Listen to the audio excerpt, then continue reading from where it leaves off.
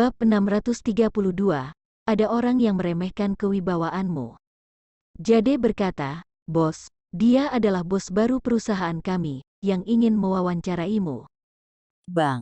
Kedua kaki Jade menjadi lemas dan langsung terduduk ke kursi. Recha adalah bos grup imperial, yang punya status sosial tinggi dan punya uang beberapa triliun. Dan Miranda mengatakan Recha telah mencuri barangnya. Sialan, betapa memalukan. Reka melambaikan tangan ke Jade, "Sudah, kamu keluar dulu." "Oke." Jade tersenyum dan keluar. Reka duduk di kursi bos, melihat Miranda sambil tersenyum menyeringai.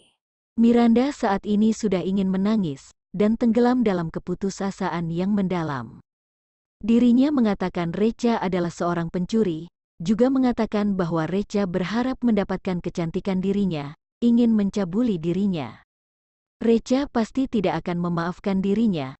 OMG, sebuah kesempatan bagus, hilang begitu saja. Reka merenggangkan pinggangnya, "Sekarang katakan secara detail padaku, kapan kamu melihat aku curi barangmu?" Dan dari mana kamu lihat aku ingin cabulimu? Kepala Miranda hampir tertunduk hingga ke bawah meja. Pada akhirnya Miranda mengumpulkan keberanian, mengambil uang 400.000 di atas meja, lalu berdiri ingin pergi. "Maaf bos, mataku sedikit bermasalah. Aku ambil uang ini untuk pergi ke rumah cek mata." Recha, Puff, bentuk gadis ini mengakui kekalahan sangat lucu. "Berhenti," kata Reka. Seluruh tubuh Miranda gemetar, sudah kuduga, Reka tidak mungkin memaafkan dirinya dengan mudah. Recha melemparkan sebuah kontrak ke Miranda, tanda tangan kontrak ini dulu baru pergi. Kontrak, Miranda mengambil kontrak dengan curiga dan melihatnya, seketika sangat kegirangan. Ternyata kontrak kerja, Recha tidak hanya tidak meminta pertanggungjawabannya, bahkan bekerja sama dengan dirinya. Miranda merasa sangat terharu ingin meneteskan air mata. "Bos, kamu sangat baik." "Reka, selesai tanda tangan kontrak, jangan lupa pergi cek mata." "Selain itu, mie buatanmu kemarin malam sangat tidak enak." "Bos, kamu benar baik kentutmu." Raska Presiden Asosiasi Bela Diri Provinsi Easter sangat senang. Reka si manusia bodoh, benar-benar menerima Miranda. "Haha, keparat, tunggu saja pembalasan dari Master Yo." Raska berkata ke Mustafa di samping, "Pergi, sebarkan berita ini, paling bagus biarkan semua orang Provinsi Easter tahu, ada orang yang mempermalukan Master Yo, bahkan berani melindungi orang yang diperintah Master Yo untuk dibunuh dan perkosa." Setelah tahu bahwa Recha bukan Master Valkyrie, Raska langsung merekrut Mustafa kembali. Manusia kecil seperti Mustafa ini, cepat lambat pasti ada gunanya. Setidaknya bisa dijadikan sebagai alat untuk melawan orang lain. Mustafa mengangguk-anggukkan kepala, "Tenang, serahkan padaku." Mustafa dalam hati merasa senang, Recha telah menyinggung Master Yo, maka tinggal tunggu dicabik-cabik saja. Dan aku Mustafa, akan menjadi orang yang bertahan sampai akhir. Di daerah Provinsi Easter, dalam sebuah mansion yang bernama Palace. Mansion, Palace, dengan gedung pemerintahan hanya terpisahkan oleh sebuah tembok, tetapi Palace sebaliknya lebih megah dibanding gedung pemerintahan. Ini menunjukkan bahwa identitas tuan rumah Palace bukan sembarang orang. Master dari Palace tidak lain yakni Master Yo yang punya reputasi terkenal itu. Saat ini, Master Yo sedang melatih anjing di taman bunga belakang mansion. Usianya sudah mendekati 50 tahun, dan hanya punya 2 hobi di usianya sekarang. Yang pertama adalah seks, satunya lagi melatih anjing. Master Yo punya satu kalimat pepatah terkenal yang dikatakan oleh orang-orang, yakni, wanita harus dimainkan seperti binatang, dan anjing harus dilatih seperti manusia. Master Yo membelai 2 ekor Mastiff Tibet yang bertubuh besar seperti sapi di sampingnya dengan lembut, dan berkata sambil tersenyum, "Dogi, Doge, siapa di antara kalian yang bisa jadi pemburu hari ini? Semuanya bergantung pada nasib kalian masing-masing." Si Wyvern, sang jenderal pemberani, bawahannya Master Yo, tiba-tiba berjalan kemari dengan tergesa-gesa. "Master Yo, ada orang dari Provinsi Easter meremehkan kewibawaanmu." Bab 633. Kemunculan Master Yo. Master Yo berkata dengan datar, katakan. Wyvern berkata, Master Yo, apa kamu masih ingat Miranda? Wanita yang kamu perintahkan untuk dibunuh dan perkosa? Ada orang yang menerimanya. Mendengar itu, Master Yo baru mengangkat kepalanya. Siapa? Wyvern berkata, bos baru grup Imperial, si Recha Valkyrie. Kamu mungkin tidak mengenalinya. Dia adalah orang yang berjuang sendirian membuat reputasi Tomota Group tiba-tiba meningkat pesat dalam kurun waktu belakangan ini. Master Yo menganggukkan kepala dengan acuh, seorang manusia bodoh. Master Yo tidak lagi berbicara, hanya mengeluarkan seekor kelinci dari kandang, lalu menggoyangkan kelinci tersebut di depan Mastiff Tibet, Dogi dan Doge, kemudian melepaskannya. Kelinci berlari dengan kencang, Dogi dan Doge juga berlari kencang bagaikan kilat, mengejar kelinci. Pada akhirnya, keterampilan Mastiff Tibet, Dogi, lebih unggul, dan menjadi yang pertama berhasil mengejar kelinci. Master Yo mengeluarkan pistol, membidik Doge, dan menembak dengan sembarang. Tidak guna, sia-sia aku latih kamu dengan baik, dan kamu kalah telak seperti ini, keparat. Suara rengekan Doge, disertai suara tembakan pistol, bergema di seluruh mansion. Bahkan gedung pemerintahan di sebelah juga bisa mendengarnya. Master Yo melihat ke Dogi, tatapannya kembali menjadi hangat. Sekarang, aku nobatkan kamu jadi pemburu. Wyvern, bawa pemburu pergi sapa manusia bodoh itu, agar dia tahu dunia luar.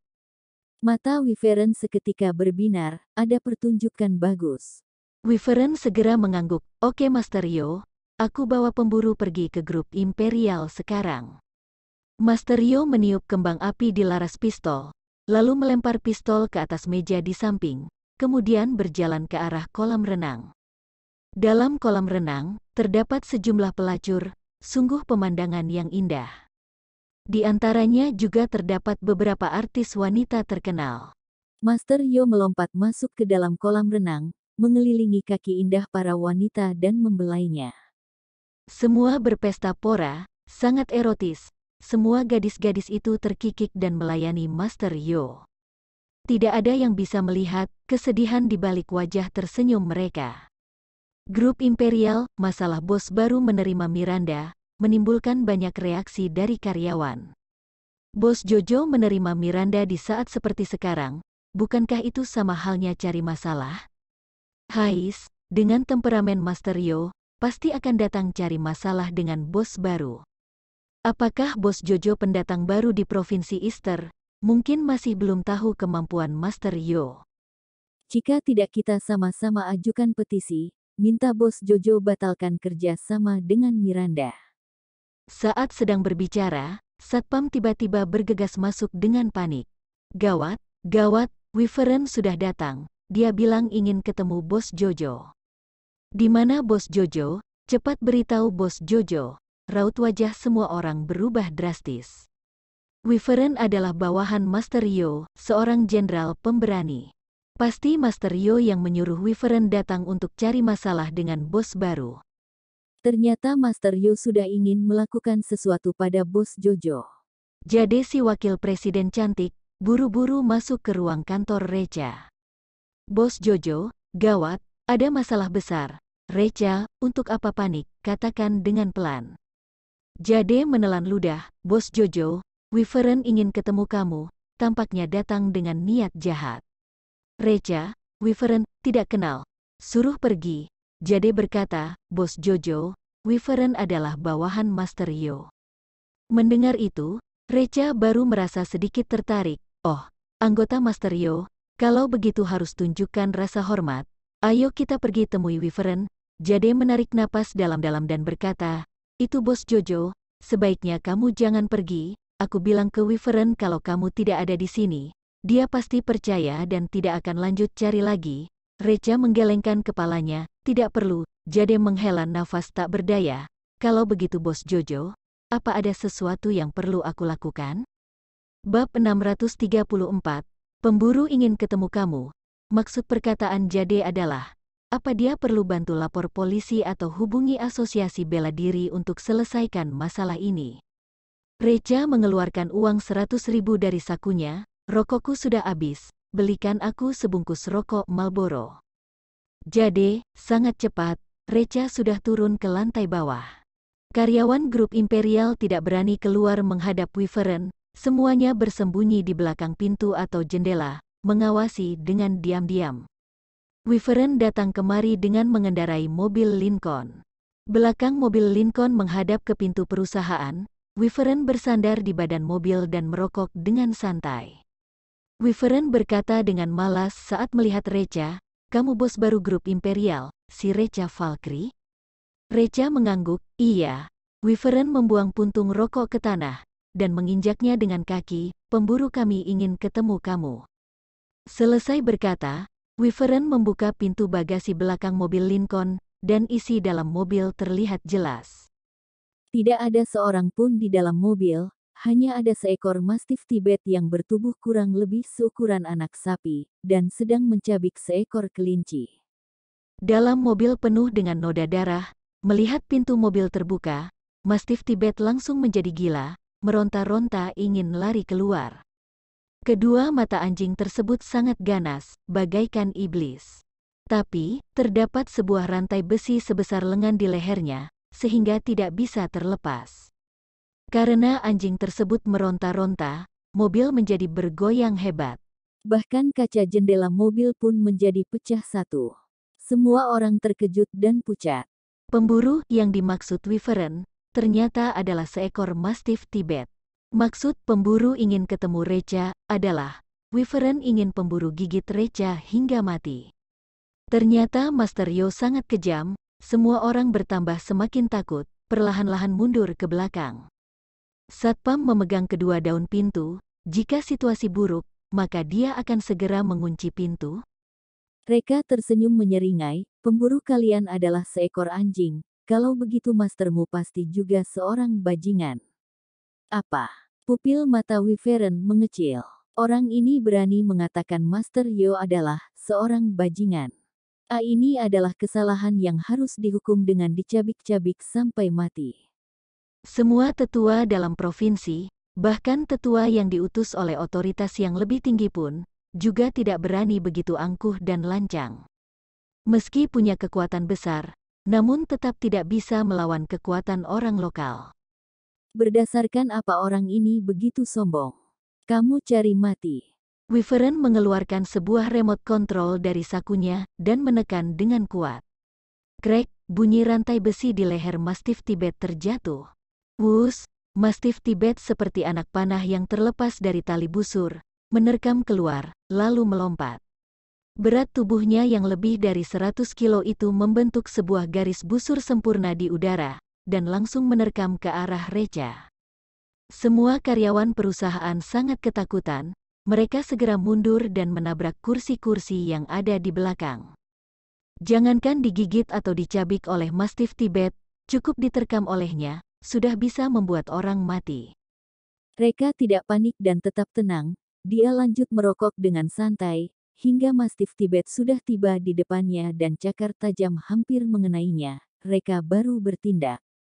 Recha menamparkan Mastiff Tibet tersebut, yup, dengan menamparkan, bukan menumbuk. Plak, bunyi tamparan terdengar keras dan nyaring, Mastiff Tibet dengan berat tubuh lebih dari 100 kilo itu terpelanting ke samping. Buk, setelah terjatuh ke tanah, membuat banyak debu mengepul ke atas, lalu Mastiff Tibet itu tidak bergerak lagi. Hanya saja, ada darah yang mengalir keluar dari mata, hidung, dan mulutnya. Juga terdapat cairan putih lengket yang mengalir keluar dari batok kepala. Sebuah tamparan Recha membuat semua isi otak anjing keluar. Set, terdengar suara ketakutan. Semua orang melihat Reka dengan tatapan tercengang. Ganas. Bos baru terlalu ganas. Tidak hanya jago menghajar orang, bahkan pukul anjing saja juga begitu hebat. Kalau cerita kuno, Daud memukul harimau, kalau saat ini, bos memukul anjing. Dan anjing ras Mastiff Tibet ini, sama kuatnya dengan harimau. Ganti saja namamu, jangan Reka Valkyrie lagi, tapi Reka si anjing.